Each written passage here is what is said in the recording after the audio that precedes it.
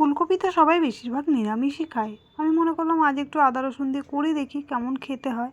তো সেই রেসিপিটা আপনাদের সঙ্গেও শেয়ার করছি। ফুলকপি প্রথমে বড় বড় করে কেটে ধুয়ে নিয়েছি আর গরম জলের মধ্যে নুন আর হলুদ দিয়ে 30 সেকেন্ড অবধি ভাপিয়ে নিয়েছি।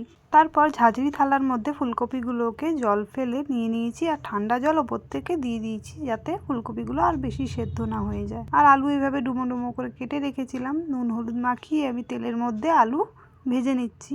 আর এদিকে মিক্সির জারে নিয়ে নিয়েছি রসুন, আদা, টমেটো, আর নিচ্ছি কাঁচা লঙ্কা দুটো, শুকনো লঙ্কা দুটো। আমি পেস্ট বানিয়ে নিলাম। এটা আলু ভাজা হয়ে গেছে, তুলে নিচ্ছি। আলু ভাজার পরে ওই তেলের মধ্যেই একটু কাশ্মীরি লঙ্কার গুঁড়ো দিয়ে আমি ফুলকপিগুলো দিয়ে দিচ্ছি আর লাল লাল করে ফুলকপিগুলো ভেজে নেব।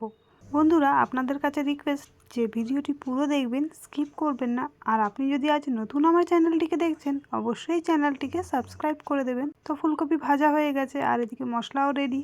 আমি মশলার মধ্যে দিয়ে দিচ্ছি আরও কিছু শুকনো গুঁড়ো মশলা, 1 চামচ মতন জিরে গুঁড়ো, 1/2 চামচ ধনে গুঁড়ো, নুন, হলুদ আর কাশ্মীরি লঙ্কার গুঁড়ো আমি দিয়ে দিলাম পরিমাণ মতন। আর এবারে তেল গরম করে কড়াইয়ে শুকনো লঙ্কা, তেজপাতা, সাদা জিরে আর গোটা গরম মশলা ফোড়ন দিয়ে আমি মশলার পেস্টটা এর মধ্যে দিয়ে দিচ্ছি আর মিক্সির জারটা একটু ধুয়ে জল দিয়ে দিচ্ছি। মশলাটা ভালো করে মিশিয়ে নিচ্ছি।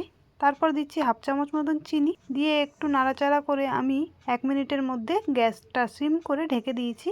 আর 1 মিনিট পর ঢাকা খুলে আবারও মশলাটা নেড়ে চেড়ে দিলাম। মশলা থেকে তেল বেরিয়ে এসেছে। আমি এখন দিয়ে দিচ্ছি আলু। আলু দিয়ে আবারও 1 মিনিট ঢেকে দিলাম গ্যাসের ফ্লেমটাকে লো করে। আর এরপর দিয়ে দিচ্ছি ফুলকপি। ফুলকপি দিয়ে একটু ভালো করে কষিয়ে নেব মশলাটা। তারপর দিয়ে দিচ্ছি পরিমাণ মতন উষ্ণ গরম জল আর 10 মিনিটের জন্য ঢাকা দিয়ে দিচ্ছি গ্যাসের ফ্লেমটাকে হাই রেখে। বন্ধুরা, আমার রেসিপি ভিডিওগুলো আপনাদের কেমন লাগে কমেন্টের মাধ্যমে অবশ্যই জানাবেন। আর ফুলকপির এই রেসিপিটা একবার বানিয়ে দেখবেন, সত্যিই খেতে খুব অসাধারণ হয়েছিল।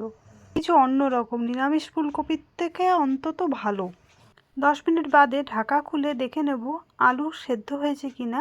আর একটু নুন মিষ্টিটা চেখে আমি আবারও 2 মিনিটের জন্য ঢেকে দিচ্ছি। আলুটা সেদ্ধ হয়নি তাই 2 মিনিট পর ঢাকা খুলে একদম রেডি ফুলকপির ঝোল। আমি এর মধ্যে ধনেপাতা কুচি আর চেরা কাঁচা লঙ্কা দিয়ে 1 সেকেন্ড মতন ফুটিয়ে নিয়ে বন্ধ করে দেবো গ্যাসের ফ্লেমটা।